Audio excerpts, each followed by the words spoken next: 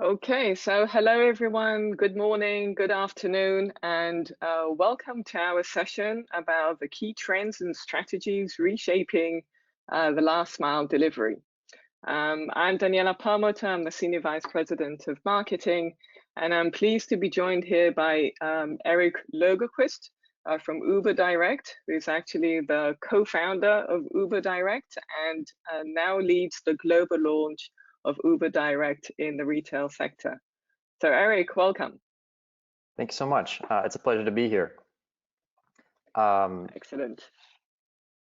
Yeah, so what we're going to do is we'll start with a very short introduction, and then this session really is about the key trends that we're seeing and the strategies that are shaping the last mile delivery. And so we'll start with the introductions and then a quick overview of the consumer expectations and the changing behavior that we're seeing in consumer expectations, and how that is also representing some common key challenges that we're seeing that retailers need to address.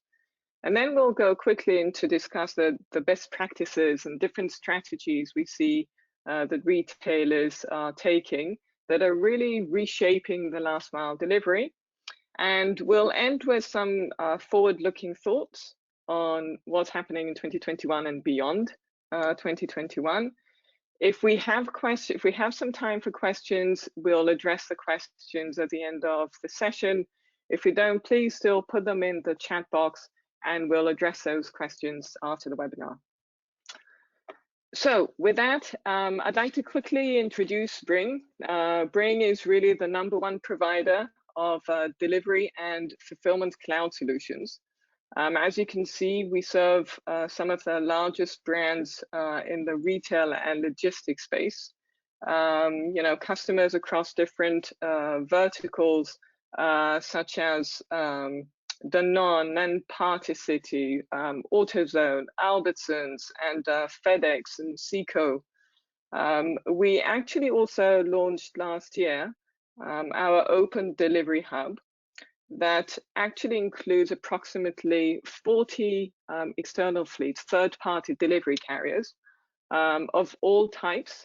It also includes local delivery carriers as well as market leaders like Uber, our partners on the hub as well. And really the whole point is to enable the retailers to launch delivery services in a rapid way using this centralized platform with pre-integrated partners.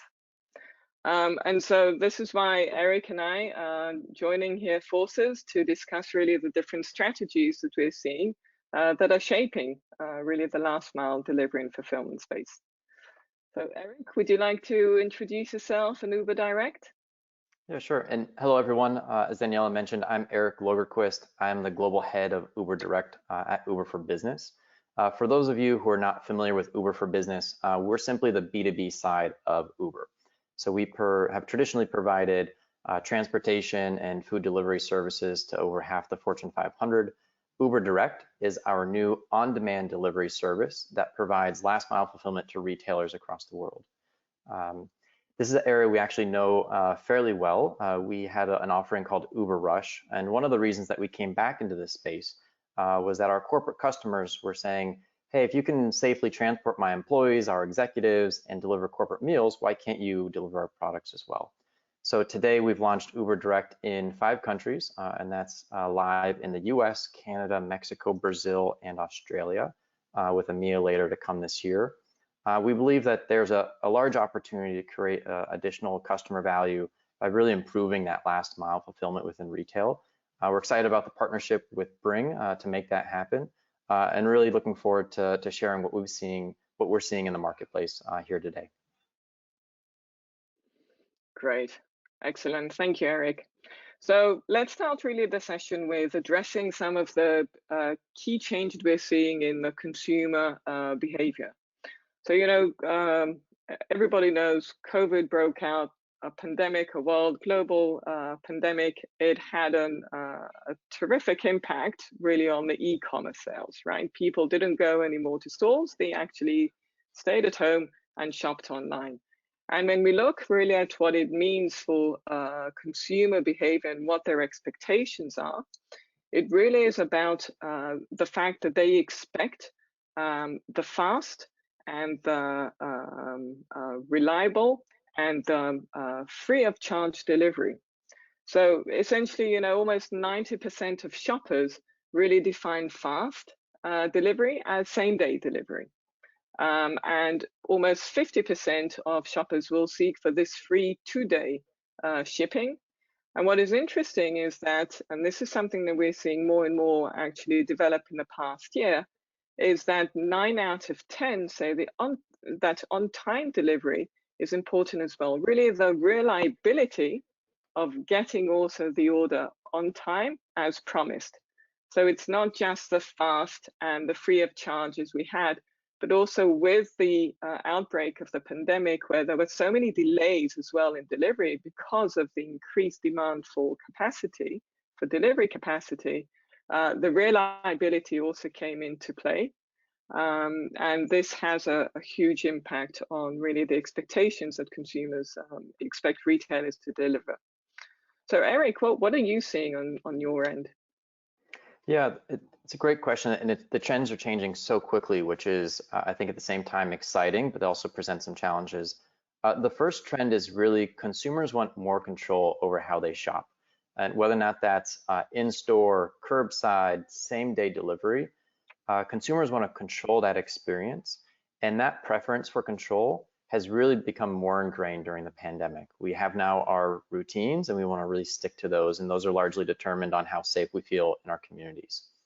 When it's wanting same-day delivery, they want it faster and faster. So Amazon Prime really showed us consumers that we actually do want something in 2 days, and now that's happening similarly with same day.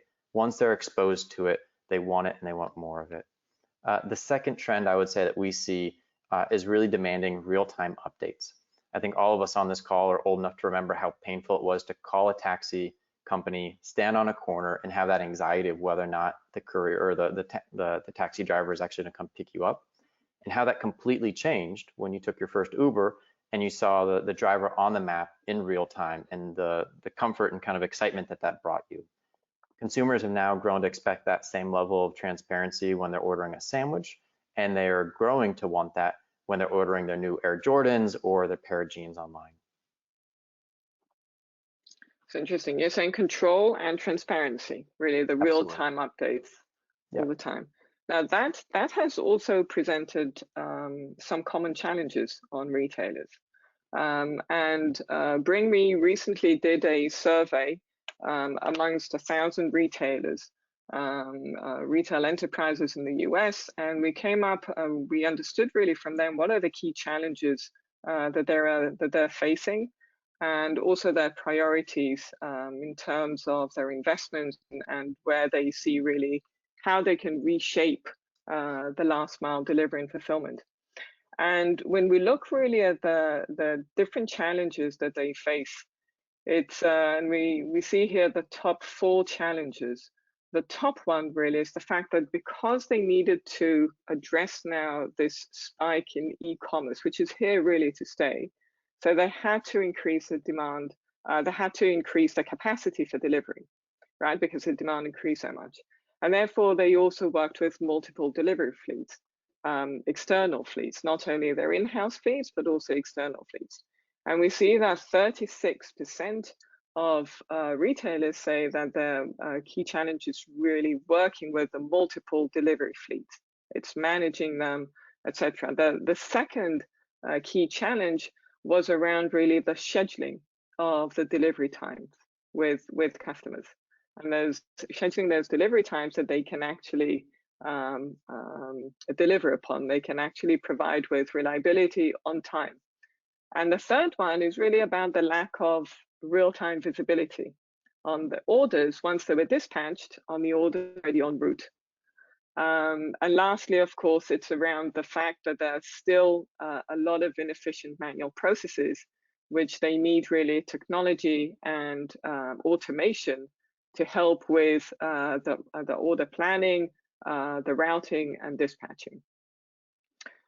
So Erik, what is it that you are seeing as the key challenges? Is it something that that resonates with you? Do you see additional challenges? Yeah, absolutely. All of those resonate in one form or another. I would say that I typically see three large challenges when dealing with our retail customers. The first is simply the technology of, can a retailer fulfill e-commerce orders from a store?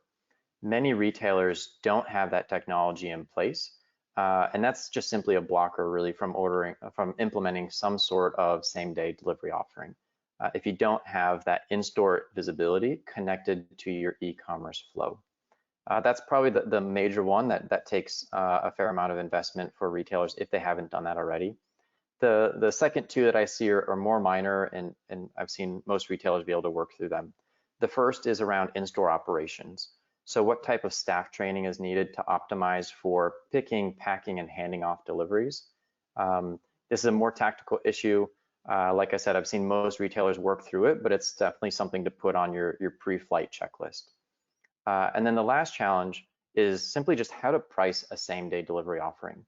There's really a spectrum from the consumer pays 100% all the way to the retailer paying 100% of delivery cost. And where you sit along that spectrum really depends on your strategy and what you're optimizing for. Is it top line? Is it bottom line revenues? Is it to increase basket size? Perhaps it's a perk for a loyalty and rewards program for your top tier customers. So again, it's not a fundamental challenge, but it's just something to really think through and how to provide the most value for consumers and for the retailers.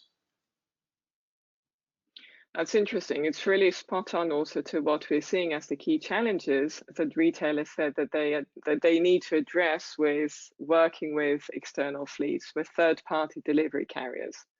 If you look at it, really, the lack of visibility, as we mentioned before, is really the number one challenge that they see with working with third-party delivery carriers. But the second part is really what is the last point that you talked about.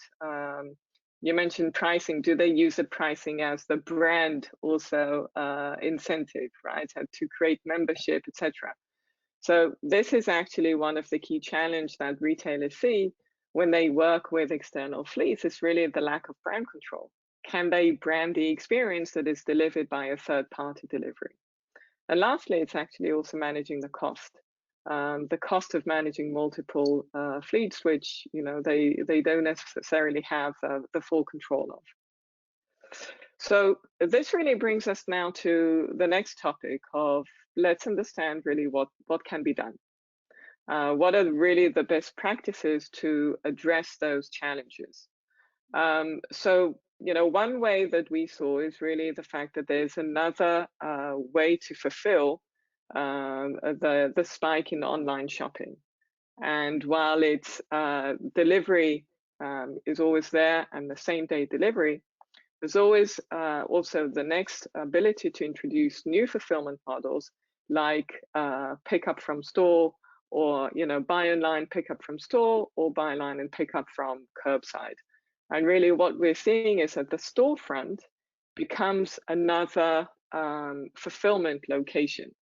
So if brick and mortar retailers used to have stores really as their main shopping arena, now the retail, in a way, the real estate that they have can become now a delivery point, right, or a pickup point. So do you see that as well, Erik, and with retailers that you work with? Yeah, absolutely. And as I mentioned, fulfill from store is absolutely becoming a more critical part of the value chain. I also believe that retailers are beginning to realize that you really need more than one partnership in this space, particularly if you have SKUs that are very, very diverse.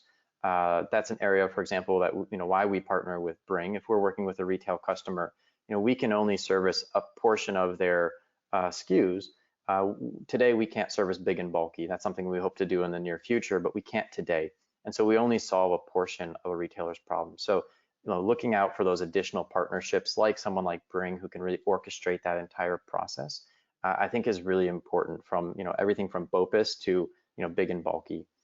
I think another area that partnerships are becoming more important is that traditional carriers have a really hard time dealing with spiky demand because of their fixed asset base. And we saw this really prevalent in this last holiday season.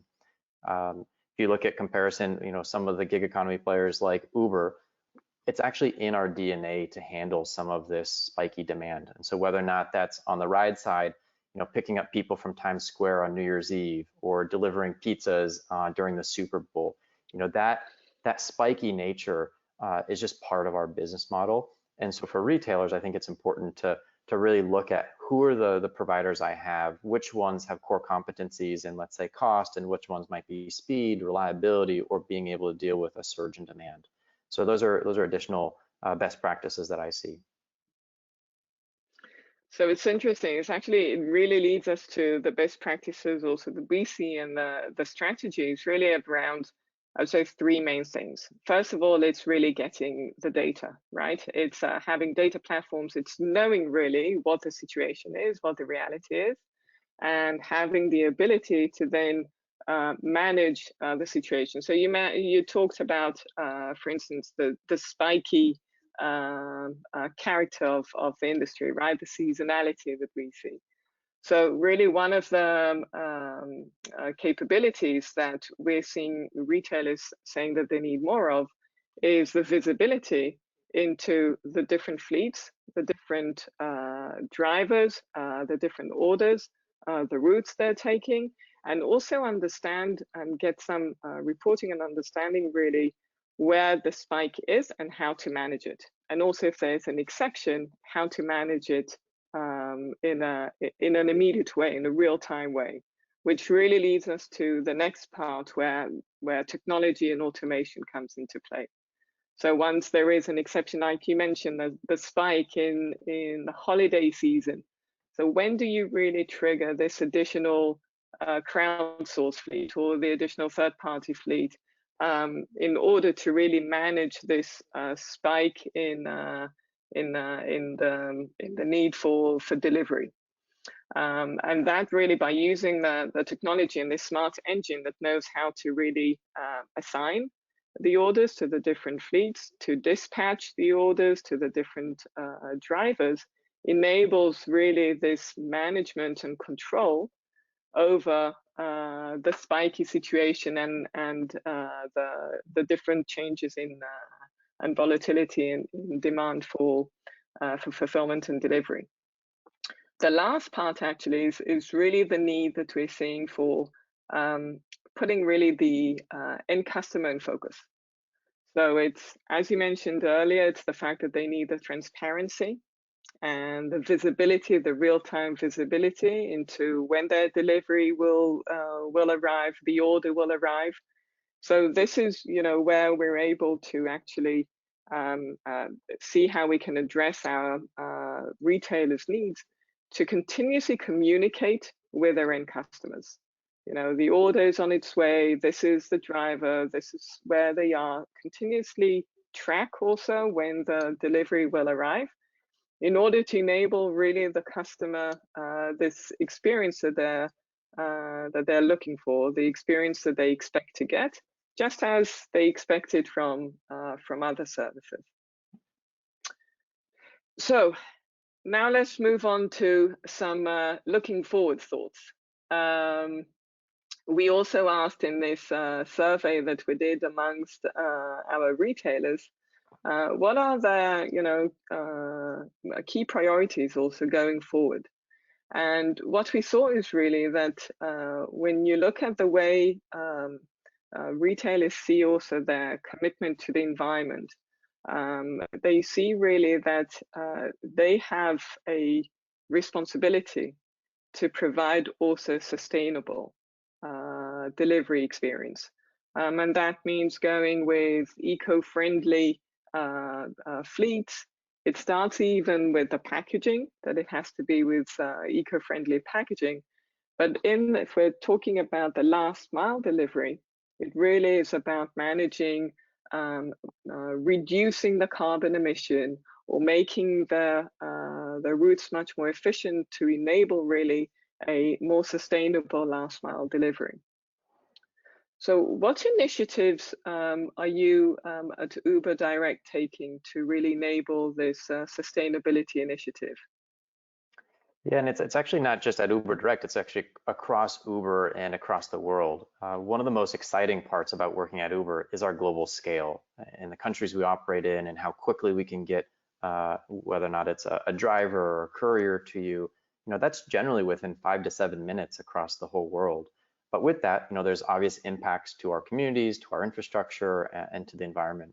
So as a response to that, you know, and really acknowledging that and wanting to be a good steward of being in those communities, Uber has committed that by 2030, across all US, Canadian, and European cities, we'll actually have a fully electric fleet, again, by 2030. And that will extend to the rest of the world by 2040. And I think that's a strong commitment and an indication of how much importance we put on being those good stewards of our communities and the environment around us. That's great. So by 2030, fully electric, and by 2040, fully electric globally. Correct, yep. That's great. We actually have also a question from a viewer. Do you see a trend with consumers expecting green or eco-friendly deliveries? Delivery with electric vehicles or bikes? You know, I can tell you, Erik, we see it actually from our customers, from our retailers specifically, even also large grocery retailers who see this demand coming also from consumers, and also from, you know, the fact that they in certain areas in urban areas are incentivizing really to use more of the electric or electric vehicles or bikes, really to enable this this need that is coming more so from consumers as well. In fact, there are statistics that show that consumers are willing to pay a premium of even 35% more to make sure they get the eco-friendly delivery. Other statistics show that consumers are willing to wait longer for delivery as long as it's an eco-friendly.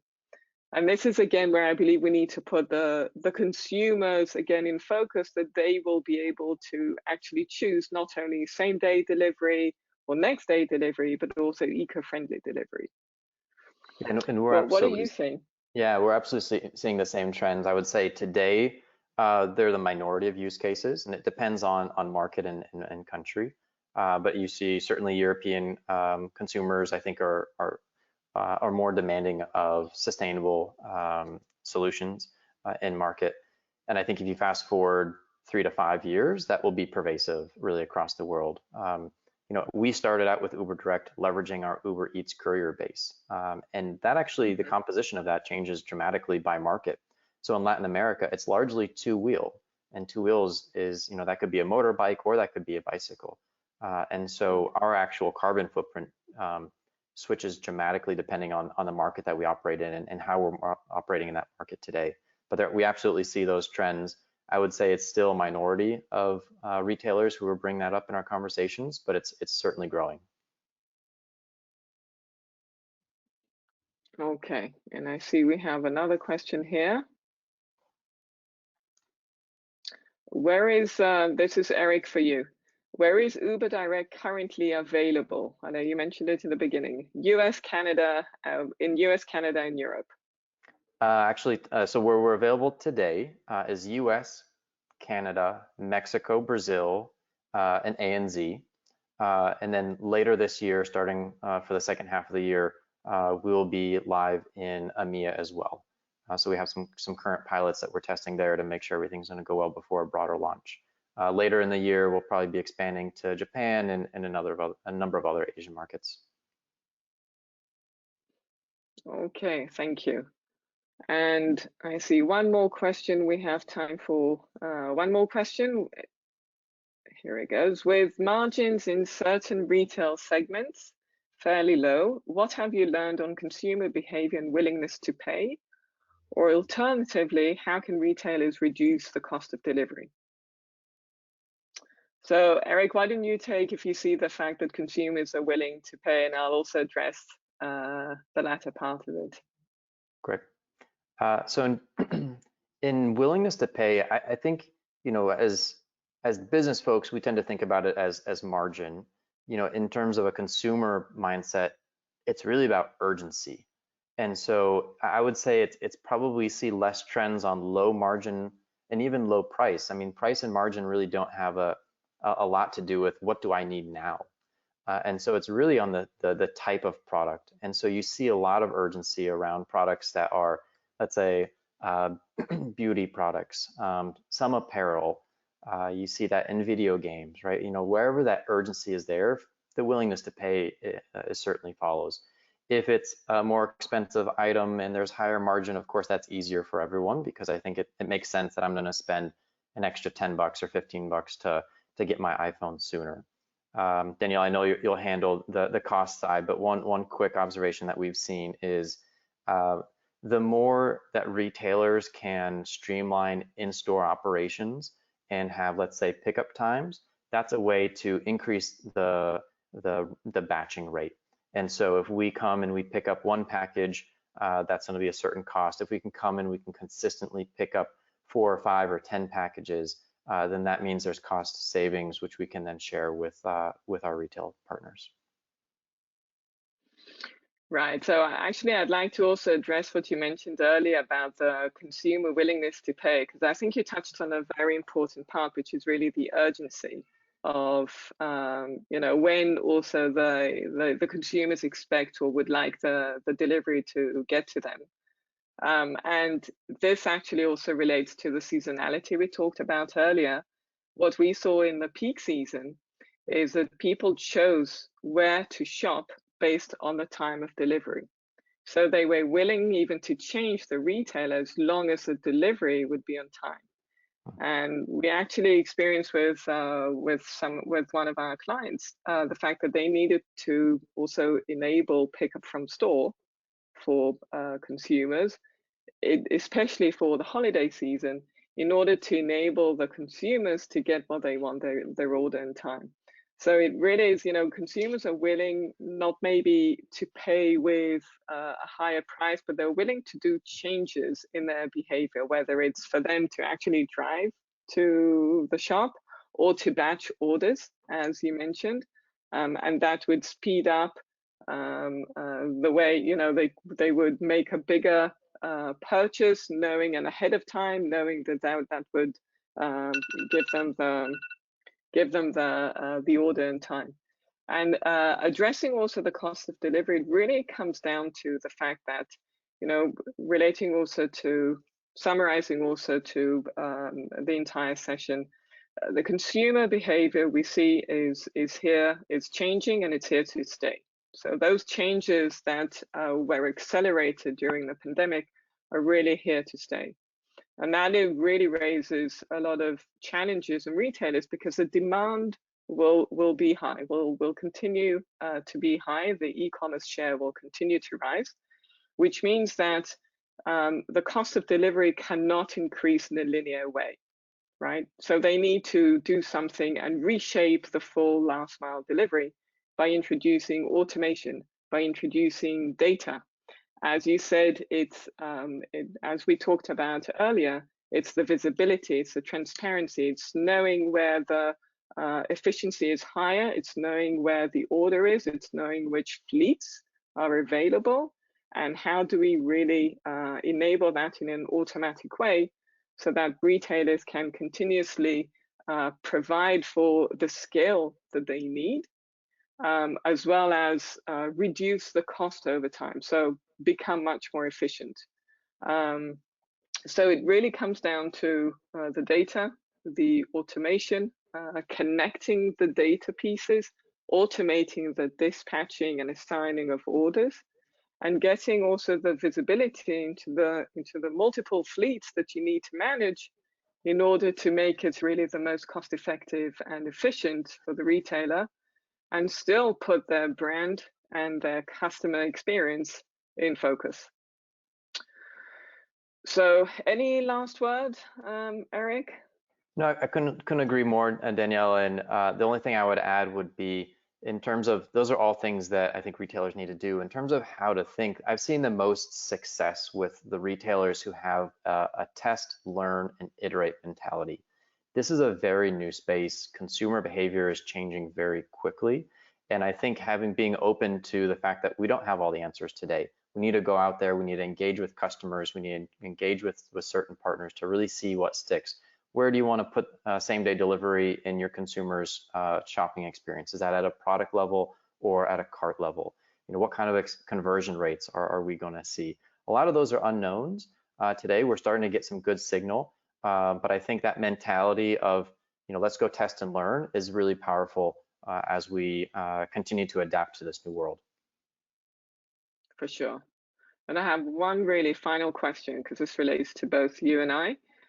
Is Uber Direct available in the US or Europe via Bringg as partners? We absolutely are, and so we've now completed that integration, and thankfully that's a really fruitful relationship, and we have some joint customers today. Yeah, we certainly do, and we're enjoying this partnership. And with that, Erik, I'd like to thank you very much for joining me on this session.